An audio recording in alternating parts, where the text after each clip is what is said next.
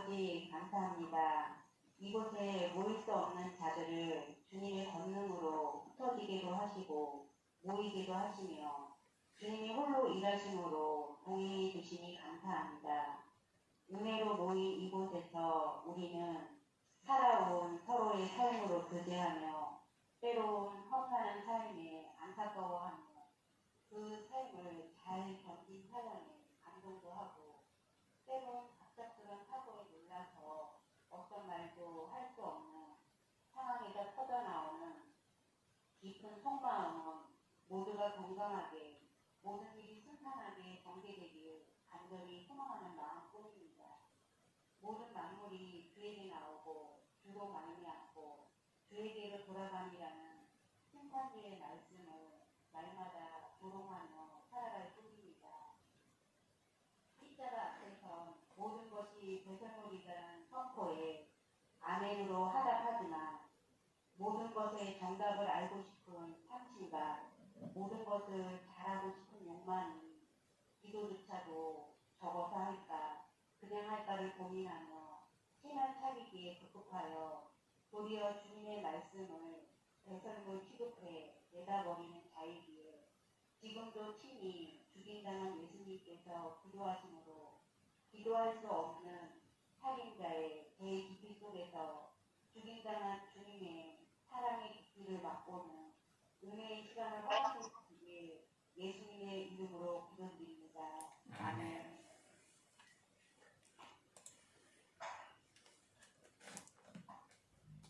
잠언서 20장 6절에서 10절 말씀입니다.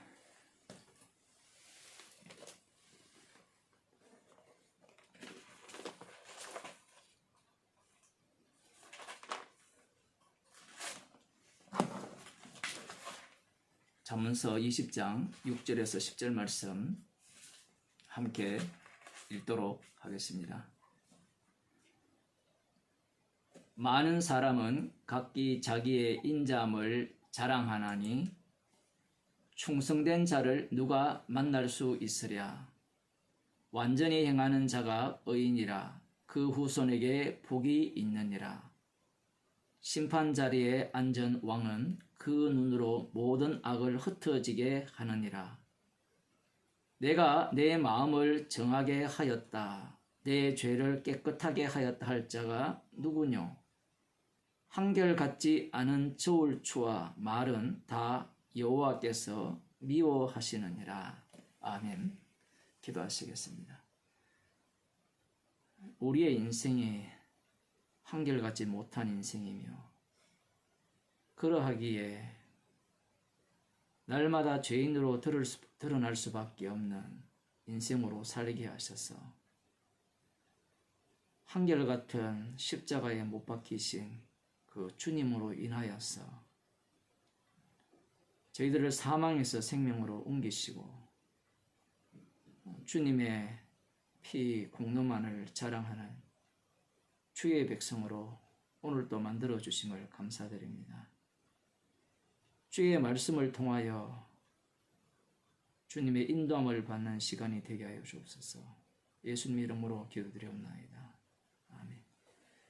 하나님 말씀 사도행전 15장 5절에서 21절 말씀입니다.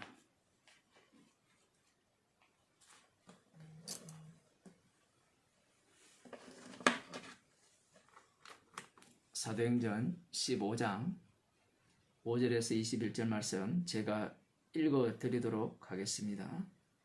바리새파 중에 믿는 어떤 사람들이 일어나 말하되 이방인에게 할례주고 모세의 율법을 지키라 명하는 것이 마땅하다 하니라. 사도와 장로들이 그 일을 의논하러 모여 많은 변론이 있은 후에 베드로가 일어나 말하되 형제들아 너희도 알거니와 하나님이 이방인들로 내 입에서 복음의 말씀을 들어 믿게 하시려고 오래전부터 너희 가운데서 나를 택하시고 또 마음을 아시는 하나님이 우리에게와 같이 저희에게도 성령을 주어 증거하시고 믿음으로 저희 마음을 깨끗게 하사 저희나 우리나 분간치 아니하셨느니라. 그런데 지금 너희가 어찌하여 하나님을 시험하여 우리 조상과 우리도 능히 매지 못하던 멍에를 제자들의 목에 두려느냐. 우리가 저희와 동일하게 주 예수의 은혜로 구원받는 줄을 믿노라 하니라.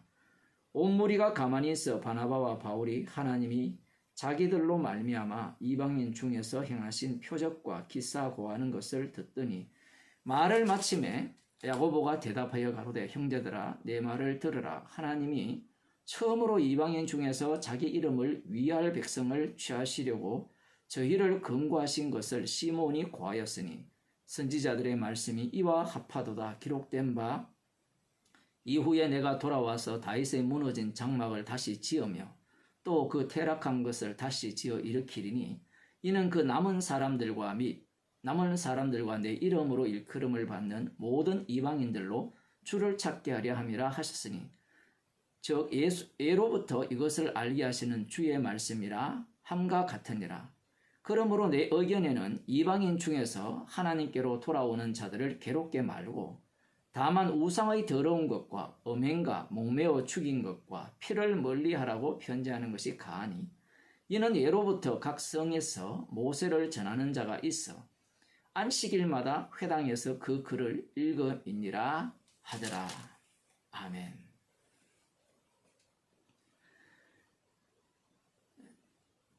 안디옥 교회에 그 유대로부터 내려온 어떤 사람들이 할례를 받지 아니하면 능히 구원을 얻지 못할 것이라는 그러한 어떤 다른 복음이죠. 그 다른 복음이 들어옴으로 말미암아 이제 바나바와 바울이 그리고 안디옥 교회에 속한 몇 사람이 함께 예루살렘 교회로 올라가게 됩니다. 예루살렘 교회로 올라가게 되었는데 참으로 이상한 게 이런 거예요. 무엇이 이상하냐? 그 4절에 보면 예루살렘에 이르러 교회와 사도와 장로들에게 영접을 받았다 이렇게 말을 해요.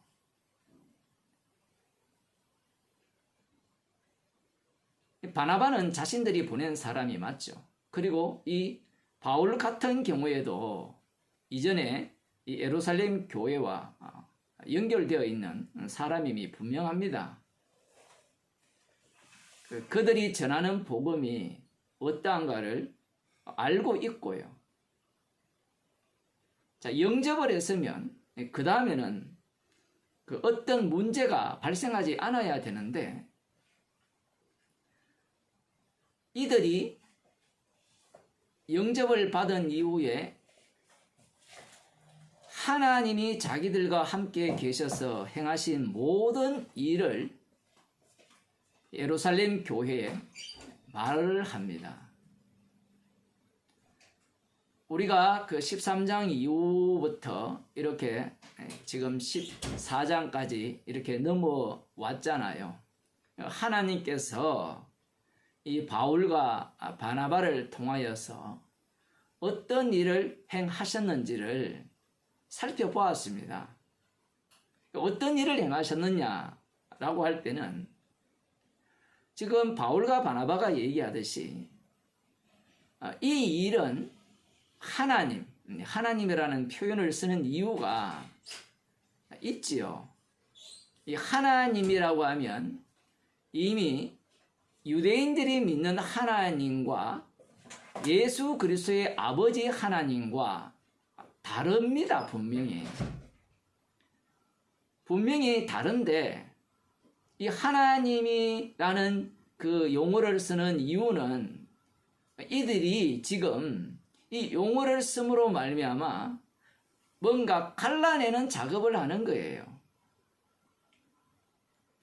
하나님이라면 이러해야 되잖아요. 어떻게 해야 되느냐 할 때는 구약에 여호와 하나님이 계셔서 율법을 주시고 약속을 주시고 그렇게 하신 그 하나님이라면 반드시 이 아브라함이라는 혈통과 그리고 모세를 통하여 주신 그 율법을 부정하고 자신의 뜻을 이루시느냐라는 이 질문에 대한 답변이 들어가 있는 겁니다.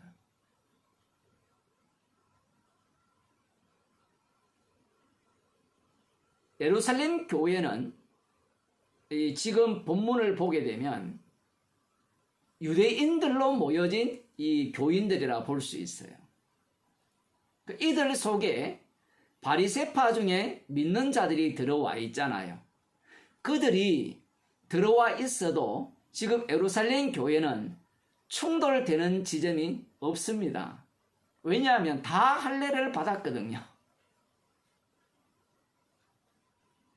그러니 여기에서 새삼스럽게 할례를 받아야 구원이 이루어진다라는 이야기를 할 필요가 없어요. 그리고 기본적으로 이들이 살아온 방식 자체가 율법 안에서 사는 삶을 살거든요. 베드로도 그렇게 봤잖아요. 베드로도 이 사도행전 10장에서 주님께서 이 거룩하지 않는 음식을 보자기에 싸서 내려주실 때 나는 태어나면서부터 이런 거룩하지 않는 음식을 먹은 적이 없다라고 자신만만하게 이야기를 했습니다. 그러니 이 십자가 복음이라는 자체가 율법이라든가 아니면 다른 어떤 할례 이런 것과 부딪힐 일이 전혀 없는 거예요.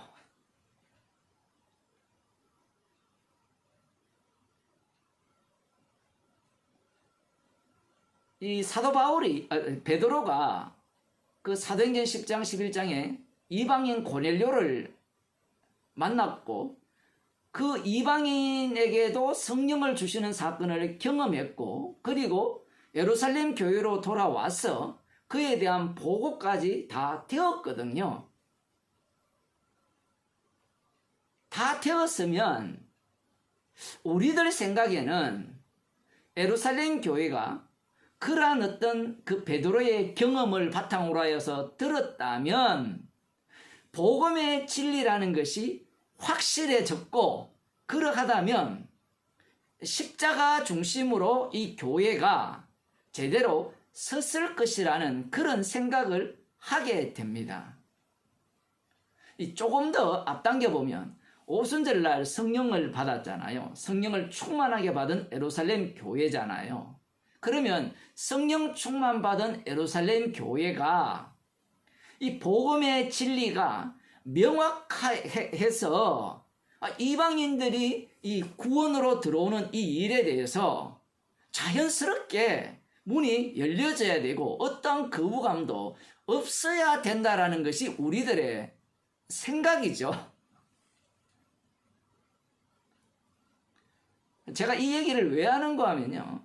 우리들도 마찬가지입니다. 복음을 듣게 되면 이 복음 아닌 것이 명확하게 보이면서 십자가만이 진짜 복음이라는 것을 알게 됩니다. 알게 되면 그 다음 어떤 생각을 갖게 되는가 하면 다 알았으니까 이제 나는 다 아는 자다라는 생각을 갖게 돼요. 참 특이한 게 이런 겁니다. 예루살렘 교회가 성령을 받았을 때는요. 십자가뿐입니다. 어떤 부족함도 보이지 않아요. 그런데 그 이후에 이 구제하는 일과 연보하는 일이 거기에서 발생이 됩니다. 연보라는 것을 하게 되잖아요. 그러니까 그 속에서 어떤 모습이 툭 튀어나오는가 하면 아나니아와 삽비라 같은 모습이 툭 튀어나오는 거예요.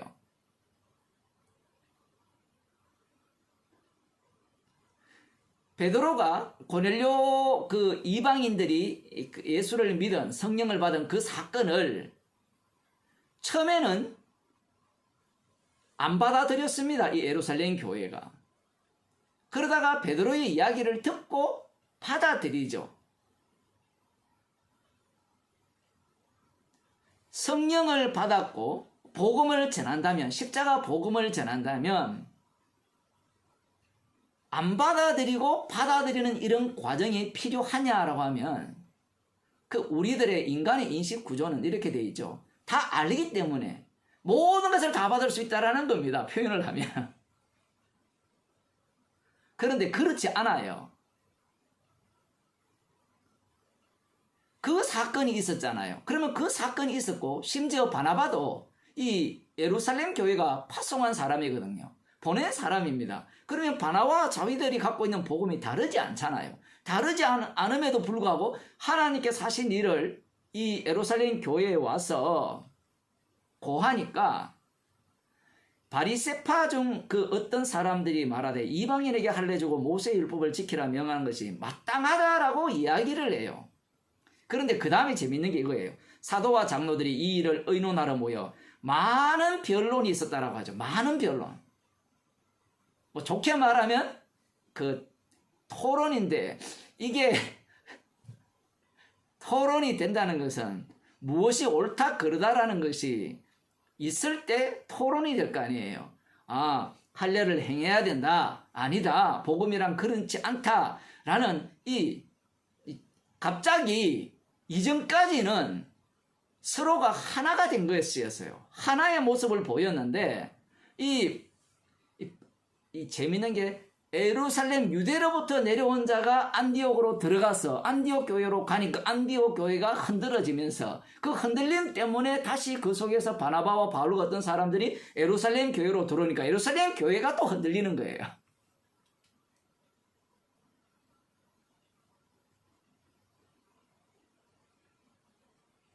사람들이 흔들리지 않는 경고한 교회를 꿈꾸거든요.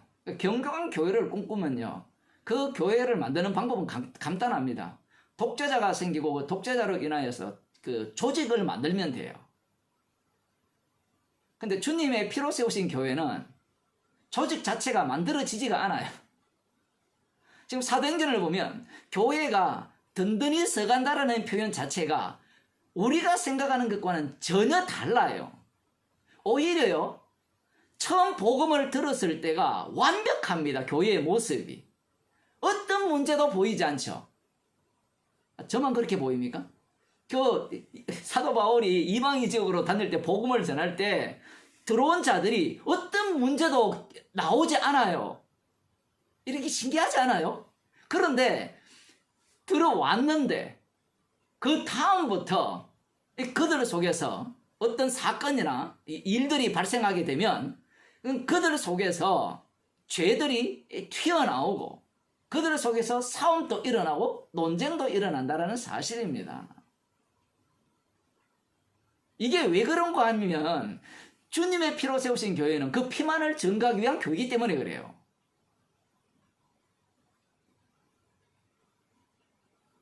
말씀을 오래 들었으니까 이제 우리는 안정적일 거야. 우리는 더 이상 흔들리지 않을 거야. 우리들 모임 중에 낯선 사람이 한 명 툭 들어오면요, 와장창창거립니다. 왜냐하면 사는 세계가 다르기 때문에 그래요. 뭐 여러분들 간도 마찬가지잖아요.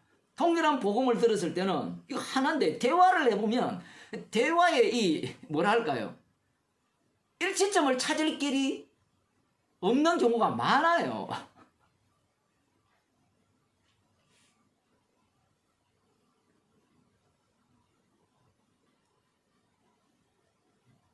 많은 변론이 있었어요. 많은 변론이. 아니, 많은 변론이 있기 전에 베드로가 나서서 얘기하면 안 돼요. 미리 베드로가 자기가 이야기하듯이 자기를 이방인을 구원하기 위해서 자기를 뽑아가지고 이 고넬료 집안 그들을 구원한 일이 있지 않느냐라고 앞장서서 이야기해버리면 많은 토론이 필요가 없잖아요. 그러면 교회가 깔끔하잖아요. 토론이 일어났다는 것은 치열했다라는 거거든요. 서로의 그 싸움이. 아예 처음부터 그렇게 토론을 하기 전에 베드로가 나서서 이렇게 말을 했다. 하나님께서 나를 불러서 이방인들도 동일하게 우리와 동일한 성령을 주셨다. 이렇게 얘기를 하면 안 되나요? 그게 더 좋은 거잖아요. 그런데 주님의 일은 그렇게 하지 않습니다. 왜 그런가 하면 계속 반복되는 이야기입니다만은 주님의 피로 사신 교회는 그 피를 증가하는 곳이에요. 그러니 죄인으로 드러나야 돼요.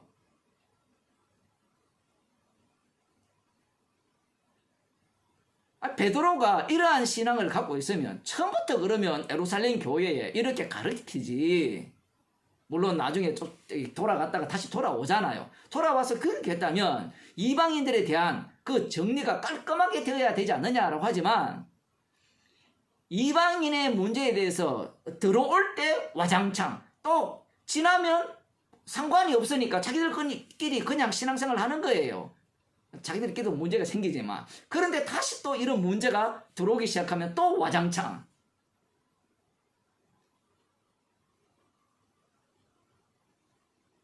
사람들은 신약에서 성령을 받았으니까 구약과 다를 것이라 그런 생각을 많이 하죠. 과연 다릅니까?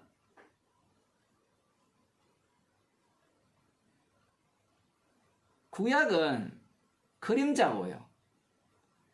신약은 십자가로 다 끝내버렸죠.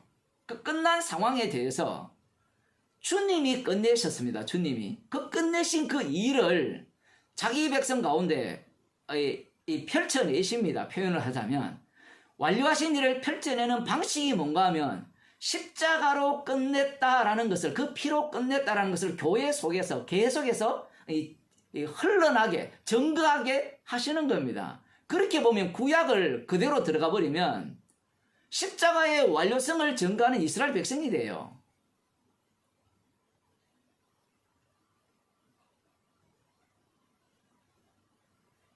이스라엘 백성들이 애굽에서 유월절 어린 양의 피로 구원을 받았죠. 자, 여기에서 한번 봅시다. 유월절 어린 양의 피로 구원을 받았을 때 이스라엘은 완벽해요. 부족함이 없죠. 저만 그렇게 보입니까? 어린 양의 피로 구원받았을 때는 완벽하잖아요. 부족함이 없어요. 그들은 어린 양의 피로 구원을 받았어요. 그런데 그들의 그 인도하시는 하나님께서, 모세를 통하여서 인도하시는 그 하나님께서 길을 돌이키면서 홍해 바다 가운데로 인도하시니까 이스라엘 백성들이 어떤 반응을 보입니까? 원망을 하죠.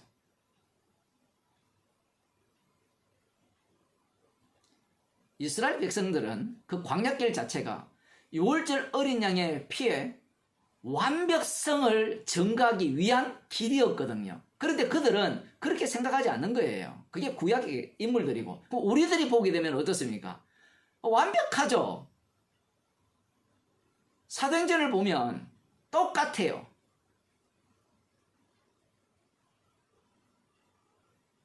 우리가 보기에는 예루살렘부터 시작해서 사마리아에서 온 유대와 사마리아와 땅 끝까지 이렇게 복음이 전파되면 이 예루살렘 교회는 부족함이 없는 교회로 든든히 완전히 서가고, 그 다음 이제 유대 땅에 있는 교회, 그 다음 사마리아 교회, 이방인 교회, 이렇게 진행된다 생각하는데 전혀 그렇지 않아요. 이쪽에서 출발했는데 이쪽에서 복음이 전파되면 이쪽은 다시 출발해야 돼요.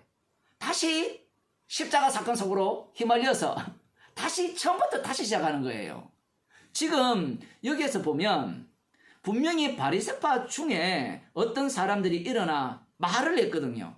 그런데 베드로의 이야기를 들어보면요, 대부분의 사람들이 이 바리새파 사람들 속에 휩싸여 있다, 휘말려 있다라는 것을 볼 수 있어요. 그게 어떻게 가능합니까? 어떻게 가능한 자체가, 그래서 성령께서는 우리를 완벽하게 만드시는 분이 아니에요. 주님의 죽으심과 부활을 증거하게 하시는 분입니다.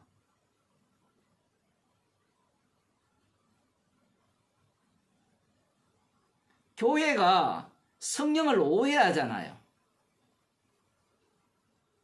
출애굽기를 볼 때 여호와 하나님의 언약, 아브라함과 이삭과 야곱에게 하시는 그 언약을 기억하사 그들을 구출하셨다라고 할 때 그들이 생각하는 하나님은 어떤 하나님입니까? 그들이 하나님께서 구원하셨으니까 약속의 땅에 편안하게 넣어주셔서 약속을 이룰 것을 기대하거든요. 우리가 구약을 읽어도요, 똑같은 그 생각을 하는 겁니다. 오늘날 교회가 그렇게 생각을 하거든요. 그걸 고스란히 성령이 우리 가운데 오시면 우리를 어떻게 합니까? 다시는 그 구약 이스라엘 백성들처럼 원망하는 일이 없고 복음을 잘 모르는 일이 없고 복음을 대적하는 일이 없고 정말 하나님의 뜻대로 살아갈 수 있는 그러한 어떤 삶을 살 수 있지 않을까, 그런 기대를 갖고 있거든요. 하나님의 뜻 맞아요. 근데 그 하나님의 뜻과 이 성령을 통해서 하시는 하나님의 뜻이 달라요. 성령을 통해서 하시는 하나님의 뜻은 십자가의 피만을 증거하게 하고요. 일반 교회에서 하는 하나님의 뜻은 완벽한 교회를 꿈꾸는 거예요.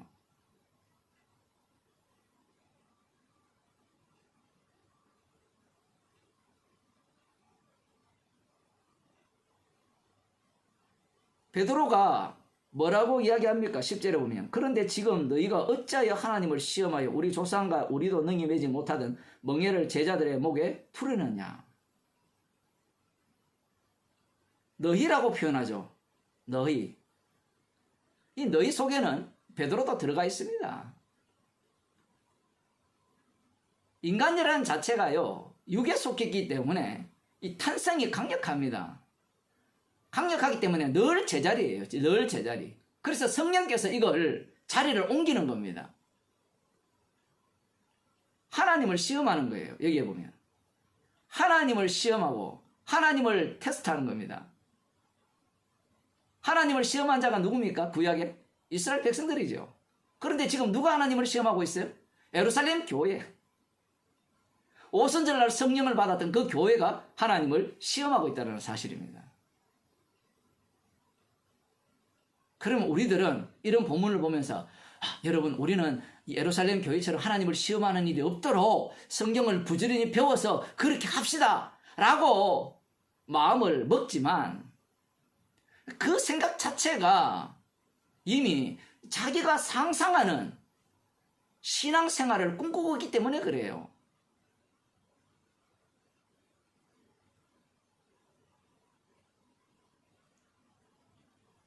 성경을 읽어보면 우리가 생각하는 그 완벽한 교회는 없어요. 우리가 상상하는 완벽한 교회는. 오히려 언제 완벽하냐?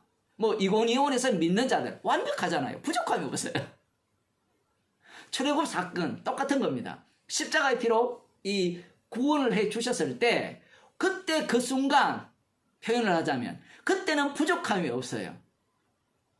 그 다음 이후에 이제 본격적으로 그들은 왜 부족함이 없는가를 보여주는 그러한 어떤 현장 속으로 들어가는 겁니다. 그 여호수아 7장을 한번 보겠습니다. 여호수아 7장을 보면 이 여리고성 전쟁에서 이스라엘 백성들이 승리를 하죠. 승리를 했는데 그 이후에 이제 그 다음 성인 아이성을 이제 점령하려고 전쟁을 치르려고 합니다. 여리고성에 비해서는 아이성이 아주 적은 군사력을 갖고 있었기 때문에 간단하게 그 땅을 차지할 것이라 그렇게 생각을 했죠. 그런데 그 성을 쉽게 차지하지 못했습니다. 오히려 이스라엘 백성들이 죽임을 당하는 거예요. 이 일에 대해서 여호수아가 이렇게 이야기합니다. 5절에 보면 7장 5절에 보면 아이 사람 앞에서 도망하니 아이 사람이 그들이 36인쯤 죽이고 36명을 죽였어요. 이스라엘 백성들, 이스라엘의 군사. 이 군사들은 어떤 군사입니까? 길갈에서 할례를 받았고요. 요단강을 건너온 군사입니다. 여리고성을 점령한 군사예요. 이들이 이방인들로부터 죽임을 당한 거예요. 우리가 보기에는 언약궤도 그들 가운데 있고 그리고 할례도 받았잖아요. 그러면 전쟁에서 패하면 되느냐 안 되느냐 할 때는 우리들 생각에는 패하면 안 되죠. 요단강도 마른 땅으로 건너왔잖아요. 이스라엘을 위한 하나님이 아니었다라는 겁니다. 이스라엘을 위한 언약궤가 아니라는 거예요. 이 일에 대해서 여호수아가 7절에 보면 여호수아가 가로되 슬프도소이다 주 여호와여 어찌하여 이 백성을 인도하여 요단을 건너게 하시고 우리를 아모리 사람의 손에 붙여 멸망시키려 하셨나이까. 우리가 요단 저편을 족하게 여겨 거하였다면 좋을 뻔하였나이다. 누가 이 이야기를 하죠? 여호수아. 여호와의 하나님의 군대 장관 앞에 신발을 벗었던 그 여호수아가 지금 아이성 전투에서 실패를 하니까 차라리 건너오지 않았고 그곳에서 거하였으면 훨씬 좋을 뻔하였습니다 라고 이 전쟁에 앞장선 여호수아가 여호와 하나님께 이렇게 말을 하는 거예요. 이 사건을 보면 여리고성을 어떻게 승리했느냐, 여호수아가 앞장서서 승리했느냐, 그건 천만의 말씀이죠. 여호수아 자체도 이 말을 보게 되면 믿음이 없는 자입니다.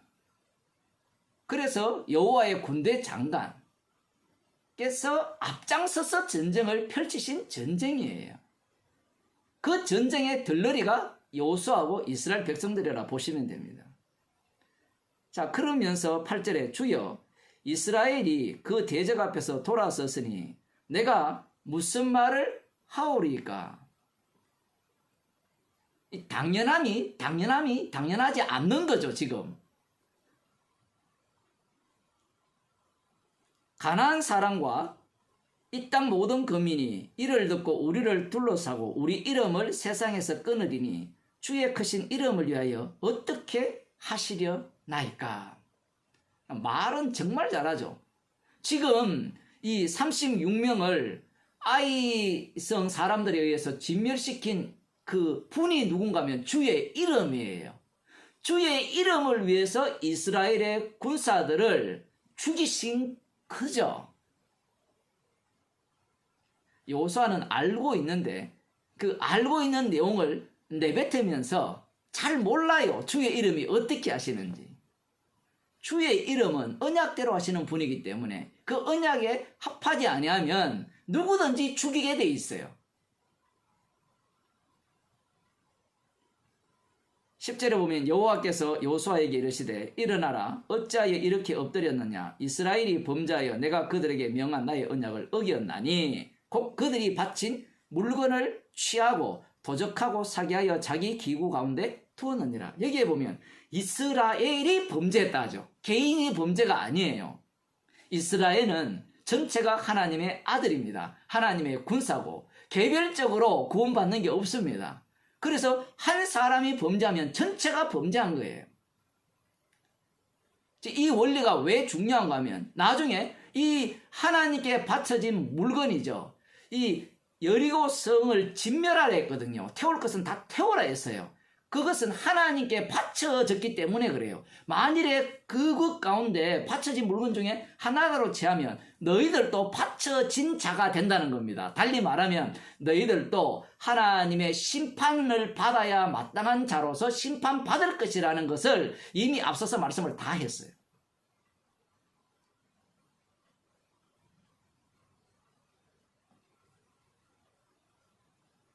하나님의 답변은, 여호와 하나님의 답변은 의외죠. 이스라엘이 범죄하였다라는 겁니다. 어느 누가 개인이 범죄했다가 아니라.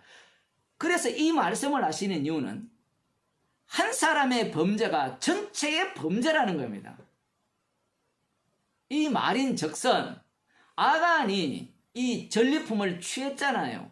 그 전리품을 취했다라는 것은 이스라엘 백성 전체의 마음이 그러하다라는 거예요. 그러니 너희들도 똑같이 진멸받아 마땅하고 너희들이 저들을 심판할 자격이 전혀 없다라는 이야기를 하시는 겁니다. 하나님께서 말씀하실 때 이스라엘 중에 어떤 사람이 내게 범죄했다라고 말씀을 하시면 우리들은 그 가운데 있는 한 사람만 솎아내버리면 상관이 없을 것이라 생각을 하잖아요. 그런데 하나님께서는 그런 식으로 말씀하지 않습니다. 자, 여기에서 우리가 생각할 수 있는 것은 이 부분이에요. 여리고성 전투를 할 때 그 상황이죠. 하나님께서 성을 무너뜨려 주시고 자기들은 가서 잔불만 처리하면 되니까 그 상황 속으로 딱 들어가니까 그 전까지 요단강을 언약궤를 앞장세워서 제사장과 함께 앞장서서 건너고 마른 땅처럼 건너고 길갈에서 애굽의 수치를 다 굴러가게 해버린 상태에서 이스라엘 백성들 입장에서는 우리가 바로 우리 자기들 중심이죠. 우리가 바로 이 땅을 차지할 자격자가 있는 거야 라고 생각을 하는 겁니다. 그건 누가 봐도 그게 당연한 이야기예요. 그런데 여리고성 전투를 하나님께서 그런 식으로 승리를 하게 해버리니까 그 중에 아간이라는 자가 바치기가 아깝죠. 우리는 아간을 욕할 이유가 전혀 없어요. 그 상황이 되면 똑같이 아간처럼 되는 거예요. 아간이 그랬다는 말은 다른 이스라엘 백성들도 그와 다르지 않다는 얘기입니다. 그래서 이스라엘이 하나님께 범죄했다라는 이야기를 하는 거예요. 즉 한 사람이 범죄했습니다. 그 얘기가 아니죠. 그 상황 속으로 몰아가니까 아간이 범자였고 그 아간이 범죄함으로 말미암아 그 가족 전체가 돌 맞아 죽임을 당하고 불태움을 당하고 돌무더기가 되는 겁니다. 이렇게 하심으로 말미암아 하나님께서 이스라엘을 자동적 이스라엘이 아니죠. 이스라엘을 뭐 길갈의 사건이라든가 요단강을 건넌 사건, 그 출애굽의 유월절 사건, 그 나중에는 이제 유월절이 계속해서 매년마다 지켜라 하잖아요. 그 사건을 반복시키는 거예요. 그렇게 되어버리면 이스라엘 백성들은 이 심판할 자격자가 있는 게 아니에요. 주의 이름이 그들을 인도해 가시면서 주의 이름이 활동하는 이 민족이 되고 나중에는 국가가 되는 겁니다. 그래서 그들 중에 가장 그들 중에 이 아간이라는 자를 뽑아가지고 주의 이름이 하시는 일을 보여주는 거예요. 그러니 이스라엘 자체는 주의 이름을 위해 만들어진 이스라엘입니다.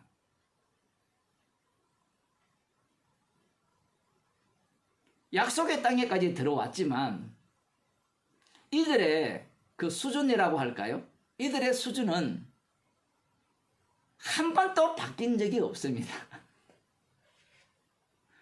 처음부터 끝까지 자기 숭배자들이었죠. 단지 이들은 주의 이름 때문에 언약궤에 뿌려진 그 피 때문에 이들은 이 전쟁에 합류하게 되었고 그러하기에 그들은 먼저 앞장서서 이 주의 이름을 전가하는 그 전쟁에 참여하는 겁니다. 그래서 아간이라는 자를 돌로 쳐 죽이면서 불태워버리는 이 모습은 자기 자신들을 죽이는 일이에요.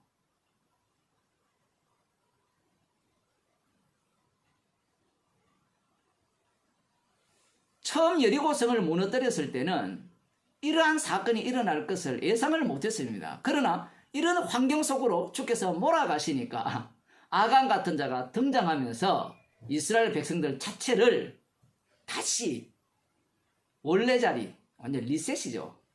다시 원래 자리로 돌려보내면서 지금 그 피를 앞장세워서 주의 이름을 앞장세워서 하는 그 전쟁임을 이들을 통해서 보여주는 겁니다. 이후에도 계속해서 반복돼요.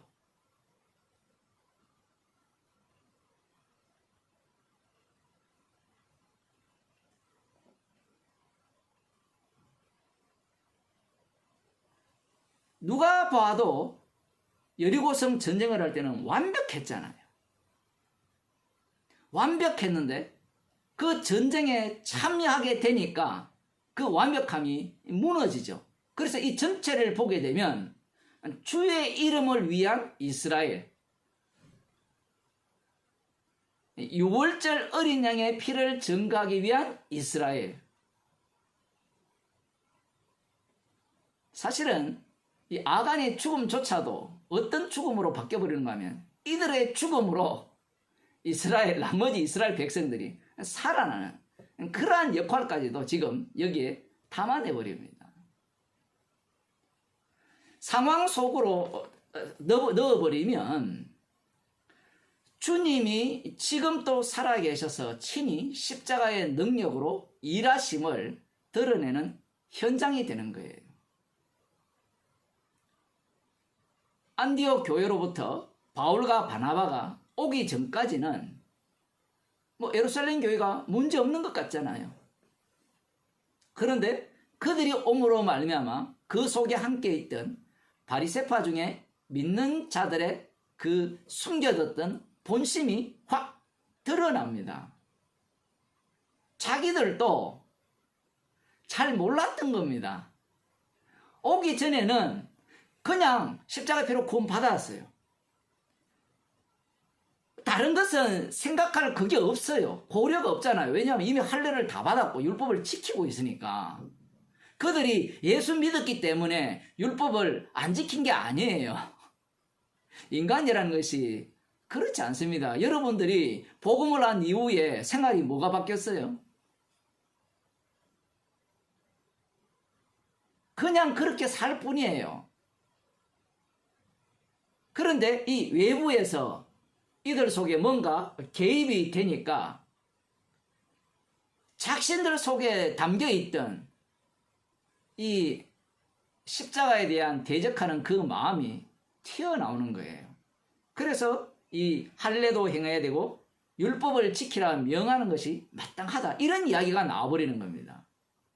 이 말인즉슨 자기들이 십자가의 피로 구원받은 것은 그 바탕색이 할례를 행했고 율법을 지켰기 때문이라는 생각을 갖고 있는 거예요. 그거 사복음서 지나면 그거는 다 해결 안 됩니까? 라고 이야기하는데,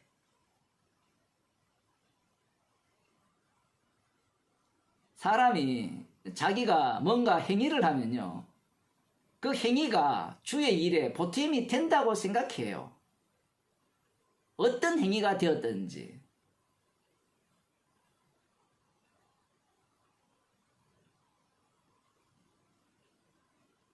앞서도 그런 말씀 드렸습니다만, 이런 자들이 예루살렘 교회에 있는 것을 베드로는 그러면 왜 용납했습니까? 몰랐죠. 상황이 발생 안 했으니까. 그리고 베드로뿐만 아니라 모두가 다 알긴 아는데 이들의 생각과 흡사한 생각 속으로 지금 이렇게 빨려들었다라고 볼 수 있어요.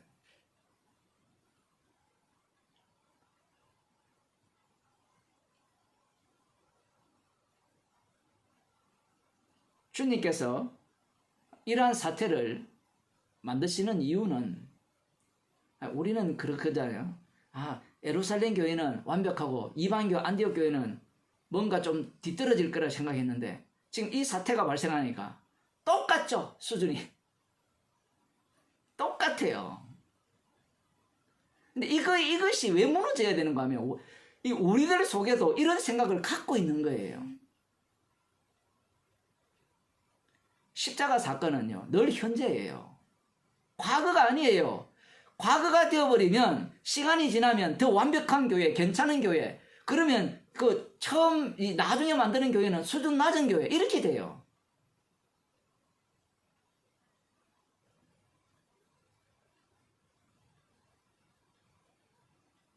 베드로의 설교를 보겠습니다. 형제들아, 너희도 알거니와 하나님이 이방인들로 내 입에서 복음의 말씀을 들어 믿게 하시려고 오래전부터 너희 가운데 나를 택하시려고 또 마음을 아시는 하나님이 우리에게와 같이 저희에게도 성령을 주어 증거하시고 믿음으로 저희 마음을 깨끗게 하사 저희나 우리나 풍간치 아니하셨느니라. 여기에 보면 형제들이라고 하죠. 이 형제들이 누굽니까? 지칭하지 않죠. 어떤 바리새인 중에 믿는 자들, 이렇게 표현하지 않습니다. 이렇게 표현하는 이유는 전체가 지금 알고 있지 않느냐. 그런데 알미 과연 믿음이 되느냐라는 이야기입니다.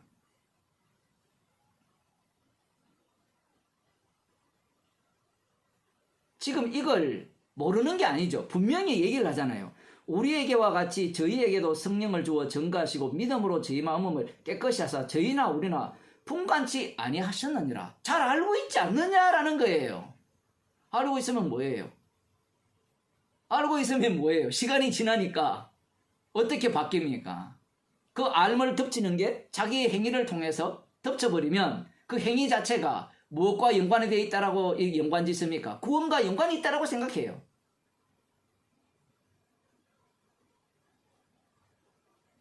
이 베드로를 통해서 베드로 자신도 십자가로 돌아가게 되고요. 예루살렘 교회도 십자가로 다시 돌아가게 하는 겁니다. 이뿐만 아니잖아요. 뭐 이렇게 알면 뭐예요? 나중에 갈라디아서 보면 외식하잖아요. 왜 자꾸 그런 일이 반복됩니까? 복음을 알면 수준이 왜 그래 낮아요? 그래서 아까 제가 아간에게 손가락질 못한다고 얘기했죠. 십자가를 증거하기 위한, 십자가만을 자랑케 하기 위한 교회이기 때문에 그래요. 여기에서 감사하게도 베드로가 이렇게 설교했을 때 둘로 쪼개지지는 않았어요. 감사하게도 이 베드로가 전하는 그 복음 속에 베드로도 합류당하고 이 말씀을 듣는 그 예루살렘 교인들도 성도들도 합류당하는 식으로 여기 본문은 사실은 끝이 납니다. 그러나 다른 어떤 서신서를 보게 되면 이렇게 이야기를 할 때 첨예하게 갈라지죠. 듣는 자들이 있고 듣지 않는 자들이 있는 거예요. 만일에 베드로가 이렇게 얘기를 했음에도 불구하고 바리새파 중에 믿는 자들이 각각 유대에서 온 자들이 그 안디옥으로 내려온 자들이 할례를 받지 않으면 구원을 없다라는 이야기를 취소하지 않는다면 어떻게 되겠습니까? 쫓겨지죠. 이게 만일에 사도 바울이 설득하기 위한 것이라면요, 이런 식으로 말하면 안 됩니다. 왜냐하면 지금 유대인들은 이 전통으로 갑옷을 입었잖아요. 그리고 그들은 말씀을 포기 못하거든요. 특히 바리새인들은. 목사님 성령 받았는데 어떻게 이런 생각을 갖습니까? 또 보세요. 성령이 임하면 다 알고 성령이 임하면 십자가의 증인이 된다니까요. 베드로도 마찬가지잖아요. 그 요한복음에서 내가 또 다른 보혜사를 너희에게 보내줄 것인데 그 보혜사가 내가 가르친 것을 깨닫게 할 것이다.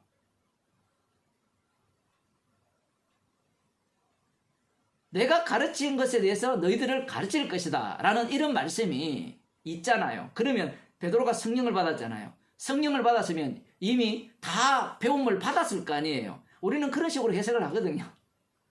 그런데 그 말씀은 말씀하신 분이 직접 성령을 통해서 직접 가르칩니다. 지금 베드로를 가르치는 자리로 인도하셨죠. 상황 자체를.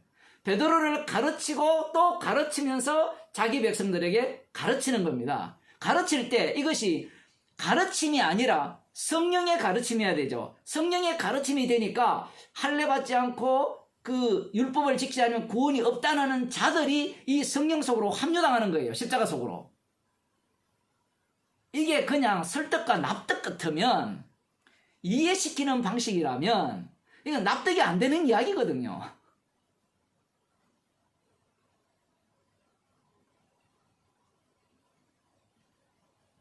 사도행전 3장식으로 말씀드리면 주님께서 친히 그 성전 미문에 앉은 그 사람을 온전케 했잖아요. 그러면 똑같은 거예요. 지금 주님이 친히 베드로를 십자가 사건 속으로 다시 집어넣으시고 이 베드로를 통해서 듣는 자들도 그 속으로 집어넣는 거예요. 이후에 말하는 야고보도 마찬가지예요. 야고보는 다 알 거야. 야고보는 분명히 이해할 거야. 그런 생각을 우리들이 할지 모르지만 그건 착각입니다.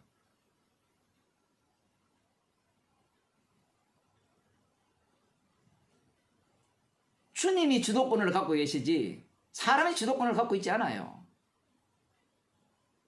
이 사람들이 제일 싫어하는 게 뭔가 하면 나의 구원은 확실해야 된다는 걸 부정해버리면요 짜증을 내요. 아니 십자가가 확실한데 그럼 나하고 무슨 상관이 있어요?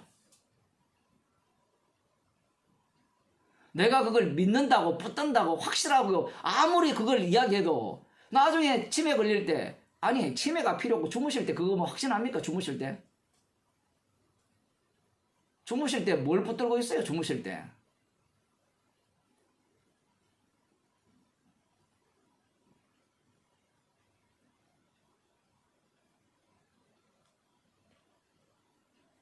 지금 오히려 그 예루살렘 교회 성령 충만 받았던 그 교회가 지금 어떤 일을 하느냐 10절에 보면 그런데 지금 너희가 어찌하여 하나님을 시험하여 우리 조상과 우리도 능히 매지 못하던 멍에를 제자들의 목에 두려느냐.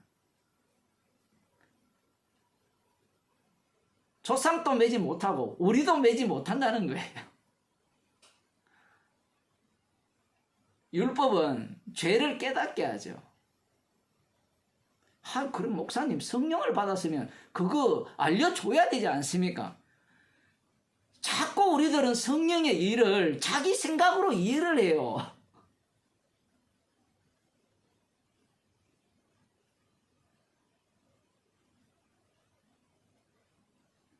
야, 예루살렘 교회가 성령을 충만받았는데 율법에 대한 수준이 이것밖에 안 돼. 우리는 다 알죠. 율법은 죄를 더욱더 죄되게 하게 하시고 죄를 더 짓게 만들고 저주 아래 가두게 함이라.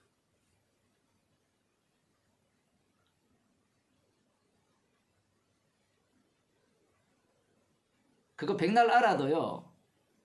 이 자기 행위가 그 속에 들어가면요. 이게 달라집니다. 내가 한 일을 왜 무시해? 내가 봉사한 일을 왜 이렇게 얕잡아봐? 가치 없다고 해? 그게 율법이거든. 율법 지키는 자들의 모습이에요. 그걸 간단하게 이야기하면 내가 지금까지 말씀을 뭐 1년 동안, 10년 동안, 30년 동안 배웠는데 나를 무시해? 이게 무슨 얘기예요, 이거? 누가 하나님을 시험하고 있습니까? 안디옥 교회보다 수준이 더 낮아져 버렸죠. 예루살렘 교회가 하나님을 시험하고 있는 거예요.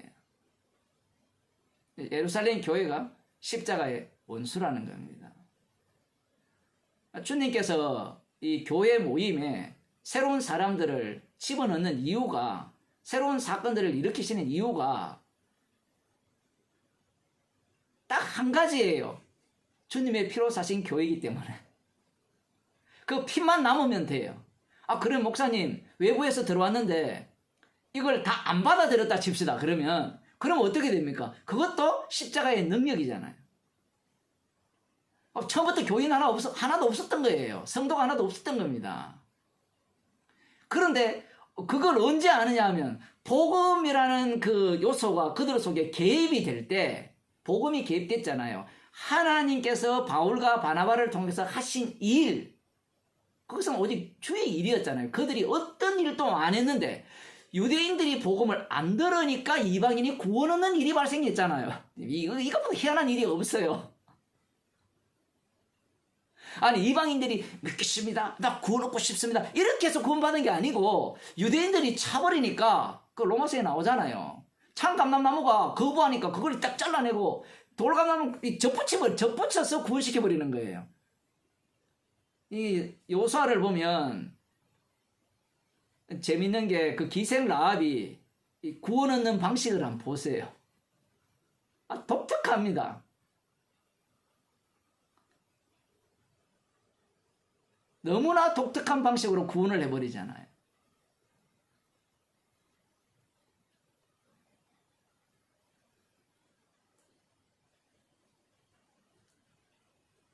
그러면서 이렇게 말합니다. 제자들의 목에 두렸냐? 우리가 저희와 동일하게 주 예수의 은혜로 구원받는 줄을 믿노라. 정말 놀라운 이야기죠. 우리가 저희와 동일하게 주 예수의 은혜로 구원받는 줄을 믿노라. 그 구원은 늘 현재성이거든요.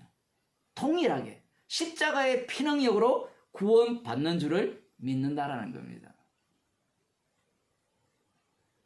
이런 복음이 어떻게 가능하냐? 그것은 주께서 이렇게 하셨습니다. 성령의 인도하심이에요. 이런 본문을 보면서 바르게 하는 교회, 옳은 교회를 찾아가야지. 그런 사람들은 이런 설교를 딱 하게 되면요, 상대들이 자기가 원하는 바대로 반응을 안 하거든요.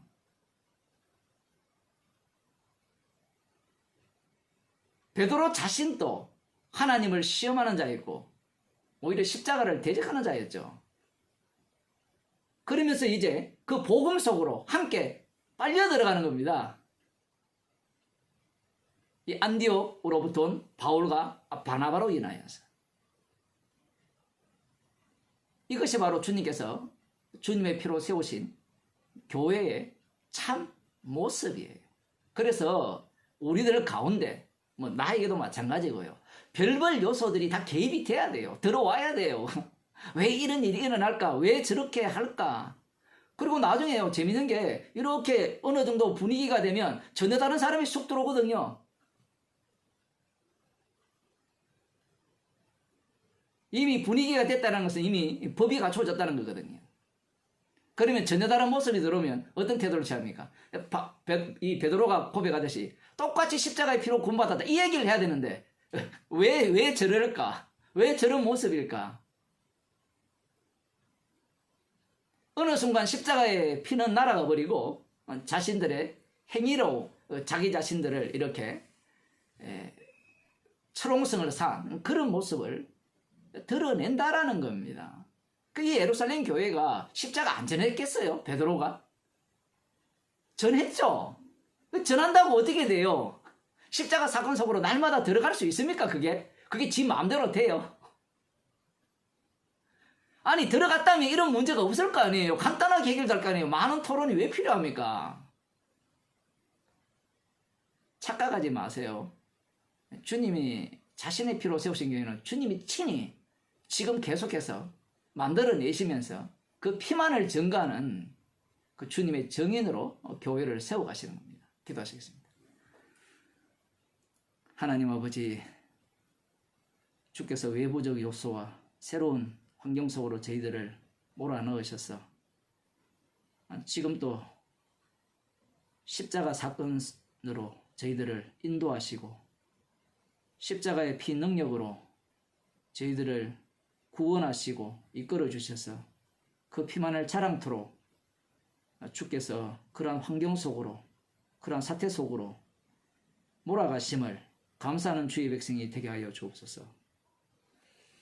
주 예수 그리스도의 은혜와 하나님 아버지의 크신 사랑과 성령의 교통하심이